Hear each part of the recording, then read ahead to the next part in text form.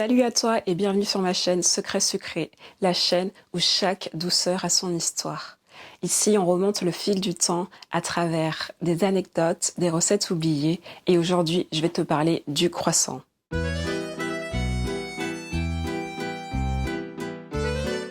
Pas de pâte feuilletée fait maison, je suis désolée, j'ai la flemme, franchement. Et en plus, il fait 30 degrés à l'extérieur. Donc voilà, ce ne sont vraiment pas les bonnes conditions pour s'attaquer à une pâte feuilletée fait maison. Mais promis juré, la prochaine fois, je vous montrerai les étapes. On raconte que le croissant serait né pendant une guerre. L'histoire débute à Vienne en 1683. L'armée de l'Empire ottoman, forte de près de 150 000 hommes, décide d'assiéger la capitale autrichienne pour expandre l'influence musulmane vers l'Europe centrale. Les troupes viennoises résistent et les Ottomans creusent des tunnels sous les remparts. Et c'est là qu'interviennent les boulangers. Travaillant de nuit, ils entendent des bruits étranges sous terre. Ils alertent les autorités, les galeries sont découvertes et dynamitées. Résultat, Vienne est sauvée. Et pour célébrer la victoire, on invente une pâtisserie en forme de croissant, le symbole de l'ennemi vaincu présent sur le drapeau de l'Empire ottoman. C'est une histoire qu'on adore raconter. Elle flatte l'héroïsme, la ruse et la gourmandise. Mais est-ce vrai? Pas totalement. L'idée que le croissant serait né après le siège de Vienne est fortement contestée par les historiens. D'abord parce que le Kipferl, donc l'ancêtre du croissant, existait bel et bien avant 1683. On retrouvait des traces de cette pâtisserie dans les livres de cuisine autrichiens. C'est un petit pain brioché, parfois sucré, en forme de lune. La forme existait donc déjà. Ensuite, il n'existe aucune source contemporaine, ni viennoise, ni ottomane, qui parle de la création d'une pâtisserie patriotique à la fin de ce siège, et en forme de lune.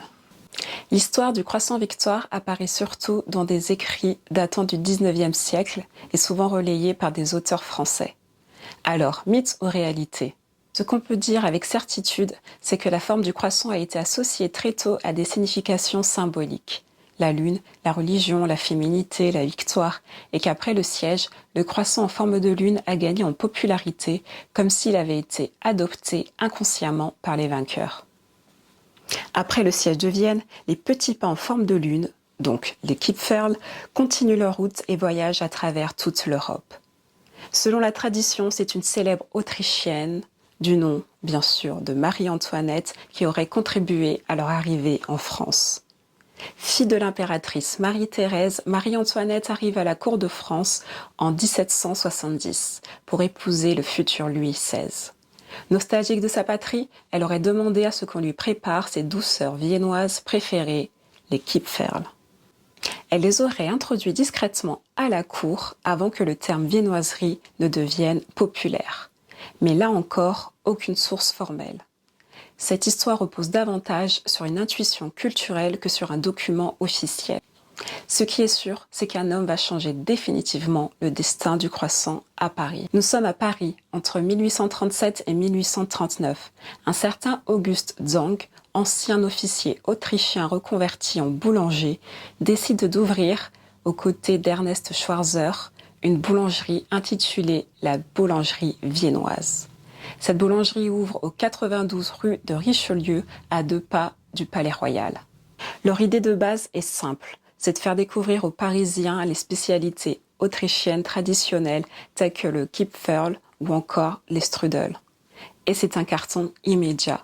Les Parisiens raffolent de ces petits pains briochés en forme de lune et cette forme de croissant devient le symbole de la boulangerie de luxe. Petit à petit, le Kipferl se transforme. Sous les mains françaises, il devient plus feuilleté, plus aérien et bien sûr plus beurré. C'est ainsi que le croissant à la française naît.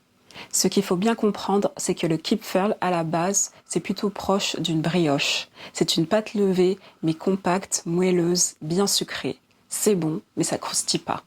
Et c'est là que la magie française entre en scène. Tout au long du 19e siècle, les boulangers français vont transformer cette pâte moelleuse, briochée, en une pâte feuilletée levée.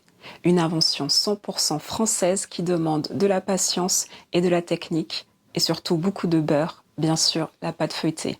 La pâte feuilletée levée, c'est un petit chef-d'œuvre de boulangerie. On commence avec une pâte simple à base de farine, d'eau, de sel et de levure. Jusque-là, rien d'étonnant. Mais ensuite, on y enferme une plaque de beurre et on va l'étaler, replier, tourner, encore et encore. À chaque tour, on multiplie les couches, pâte, beurre, jusqu'à en avoir plus d'une centaine.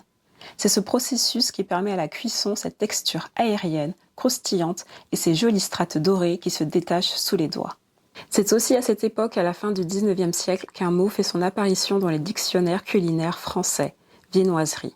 Le terme désigne un ensemble de pâtisseries d'inspiration étrangère venues d'Autriche, mais adaptées à la française. Autrement dit, des recettes venues d'ailleurs, mais sublimées à la manière parisienne. Alors non, le croissant ne naît pas en France. Mais ce feuilletage délicat, cette odeur de beurre chaud au petit matin, ça, c'est bien l'œuvre du savoir-faire français. Un mélange d'héritage et de réinvention. Tu pensais que le croissant était toujours le même ? Bah non, ce petit croissant a conquis le monde et s'est transformé au fil des continents.